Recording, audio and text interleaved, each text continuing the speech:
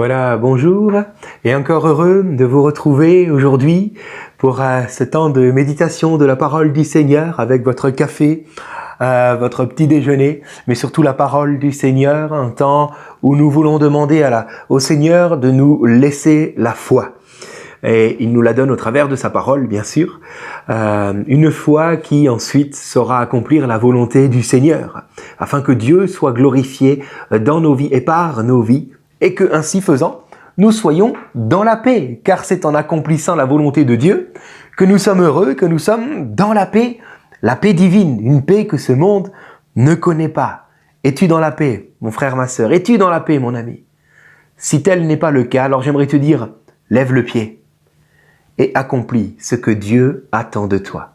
Tu connaîtras la paix et elle ne te quittera plus, tant que toi, tu continueras de vouloir accomplir ce que Dieu attend de toi. Alors, sois béni et que ces moments servent à cela, à pouvoir nous permettre de discerner ce que Dieu attend de nous.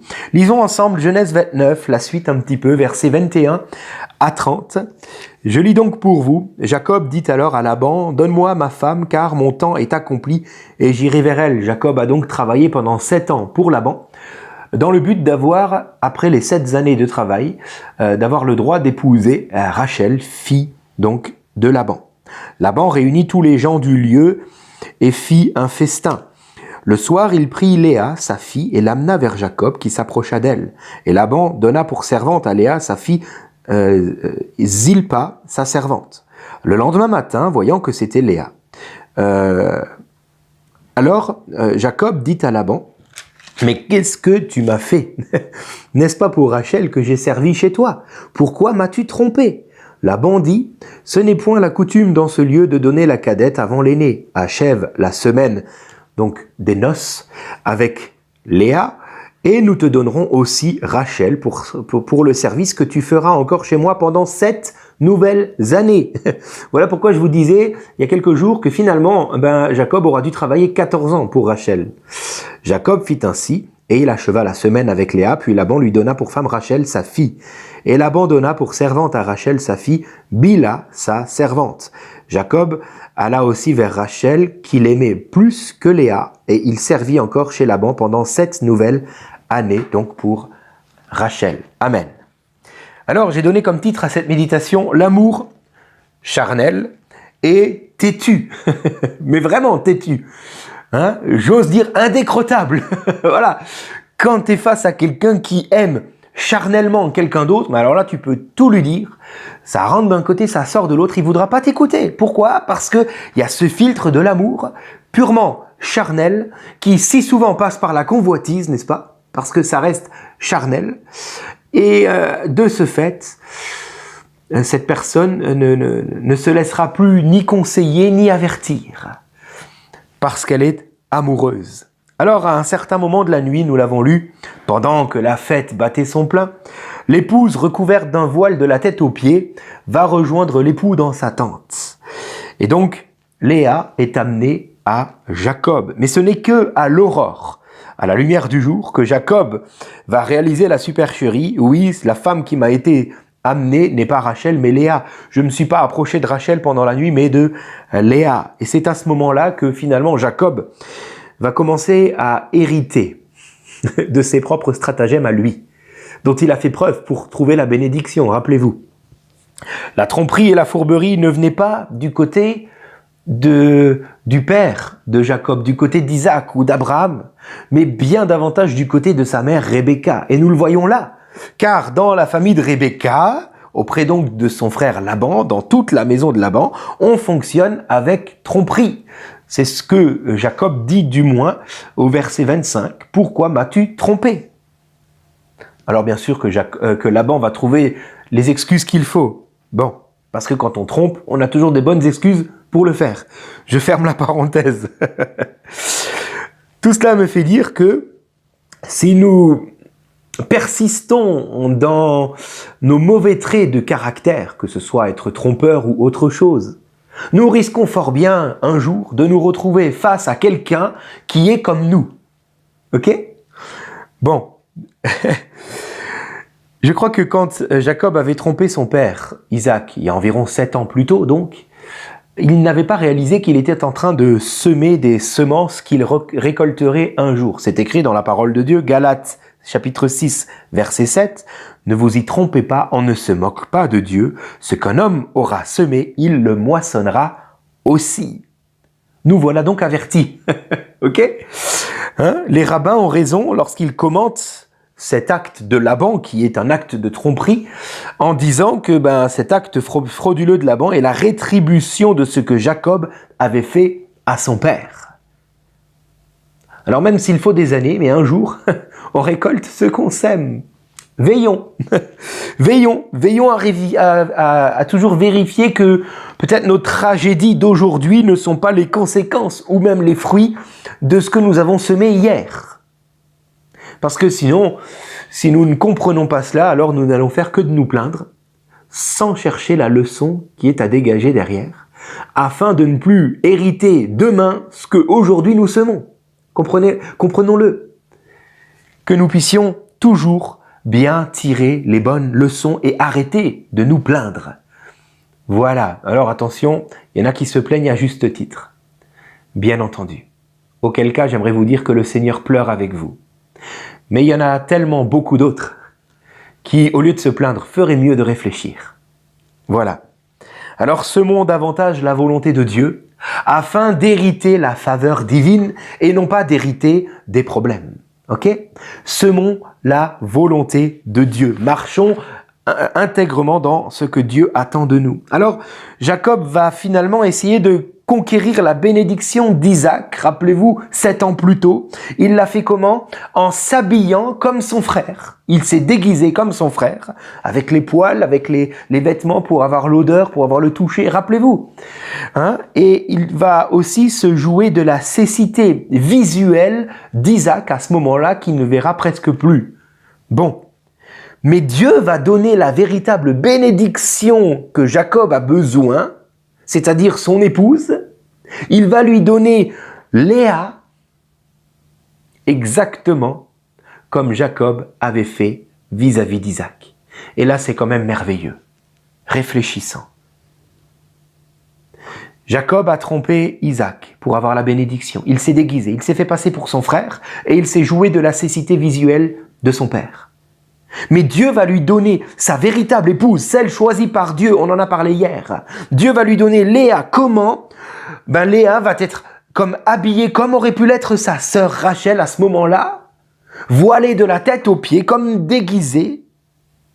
Et elle va venir en se jouant de sa cécité visuelle. Léa va se jouer de la cécité visuelle de Jacob à ce moment-là, car oui, certainement qu'il ne verra plus comme il le faut. Pourquoi? Parce qu'il a trop bu, tout simplement. Le verset 22 que nous avons lu nous parle d'une fête de boisson, ok?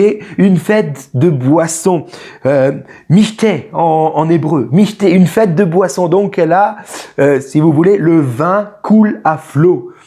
Et Jacob n'y voit que du feu dans ce qui se passe pendant la nuit. C'est que le matin qu'il réalise que c'est Léa, c'est pas Rachel. Ok?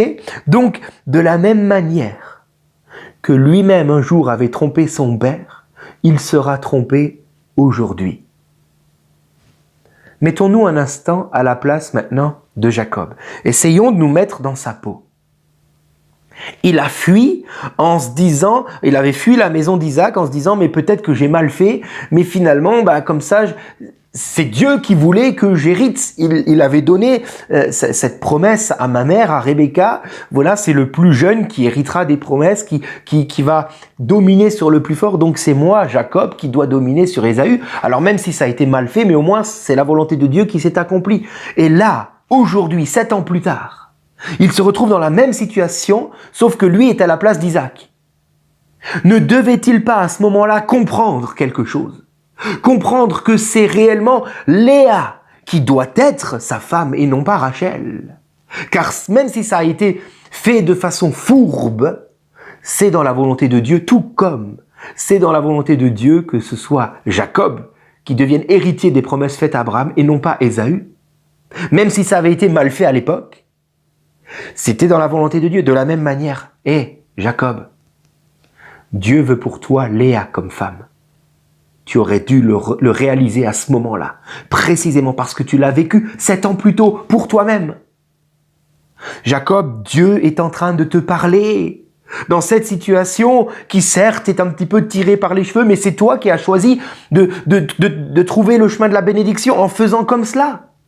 Alors Dieu fait comme cela pour t'éclairer maintenant. Mais est-ce que tu n'aurais pas dû réaliser? Est-ce que tes yeux n'auraient-ils pas dû s'ouvrir à ce moment-là, Jacob? Oui, c'est Léa que Dieu a choisie pour épouse dans ma vie, et ce n'est pas Rachel que pourtant mon cœur aime.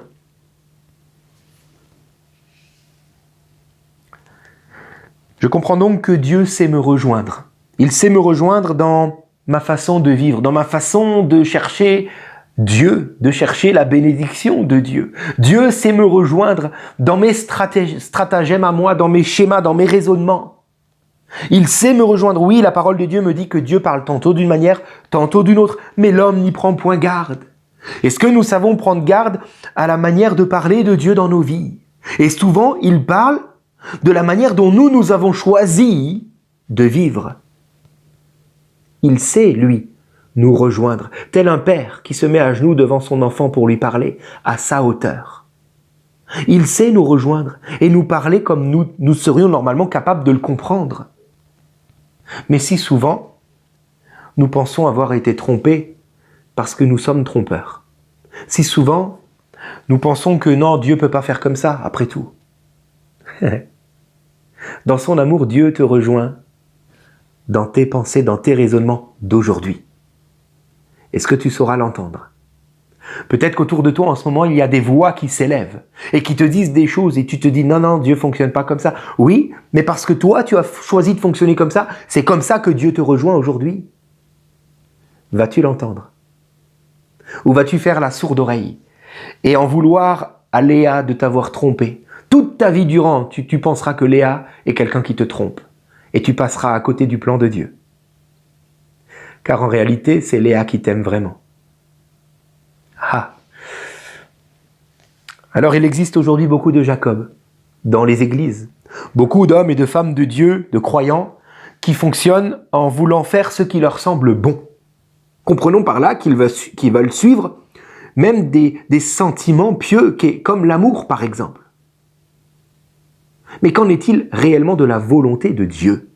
Est-ce que nous sommes capables aujourd'hui encore de tendre l'oreille à ce que Dieu dit, de la manière dont Dieu le dit? Laissons-nous rejoindre aujourd'hui par sa parole. Aujourd'hui, il nous parle au travers de ce café à la fois, par la parole écrite, par ce temps de partage. Mais il saura aussi nous parler par ceux qui nous entourent, par les circonstances, les événements. Prions que le Seigneur nous donne du discernement pour ne pas être têtu, car l'amour charnel est têtu et il ne sait plus entendre Dieu. Peut-être tu te dis, moi j'entends plus Dieu. C'est parce qu'alors tu es animé par tes sentiments et non plus par la vie de l'Esprit en toi. Et là, tu as fait taire la voix du Saint-Esprit par la voix de tes sentiments. Maintenant, choisis de faire taire tes sentiments et tu entendras à nouveau le Saint-Esprit. Seigneur, je prie pour nous. En particulier pour le choix des conjoints, parce que c'est tellement important. Toute notre vie en dépend, et donc les projets de Dieu aussi. Seigneur, pour tout autre choix de nos vies aussi, bien entendu, j'aimerais prier maintenant. Que tu nous donnes de ne pas être têtus jusqu'à l'aveuglement à cause d'un amour charnel. Seigneur, donne-nous de réaliser lorsque tu nous rejoins et que tu nous parles. Que maintenant, nous soyons à l'écoute de ton Saint-Esprit qui vit dans nos cœurs, et que nous ne soyons plus simplement à l'écoute de nos sentiments. Que nous puissions discerner la main de Dieu dans les circonstances de nos vies, que nous puissions discerner la main de Dieu dans ce qui se passe dans nos vies. Montre-nous, parle-nous, éclaire-nous, que la vérité vienne jusqu'à nous maintenant, afin que nous puissions discerner tes voix, Seigneur, et nos voix, et que nous puissions ainsi être rendus capables de choisir la bonne direction. Parle, Seigneur, montre-nous, éclaire-nous, car tu as ta volonté pour nos vies. Garde-nous de vouloir, comme Jacob, accomplir ce qui nous semble bon. Montre-nous, Seigneur, peut-être que nous ne sommes pas trompés finalement, peut-être que tu nous induis simplement dans tes voies, mais que nous sommes tellement têtus que nous ne le discernons pas. Alors montre, parle Seigneur, éclaire-nous. Amen. Voilà, que Dieu vous bénisse et à demain. Tout à toi, que ma vie soit tout à toi. Tout à toi, je veux tout donner pour toi. Tout à toi, que ma vie soit tout à toi. Tout à toi, je veux tout donner pour toi. Prends mes pensées, donne-moi ton regard. Ouvre mes yeux à ta façon de voir et apprends-moi à partager l'espoir. Tout à toi, que ma vie soit tout à toi. Tout à toi, je veux tout donner pour toi. Tout à toi, que ma vie soit tout à toi. Tout à toi, oui, je veux tout donner pour toi. Prends mes pensées, donne-moi ton regard. Ouvre mes yeux à ta façon de voir et apprends-moi à partager l'espoir. Tout à toi, que ma vie soit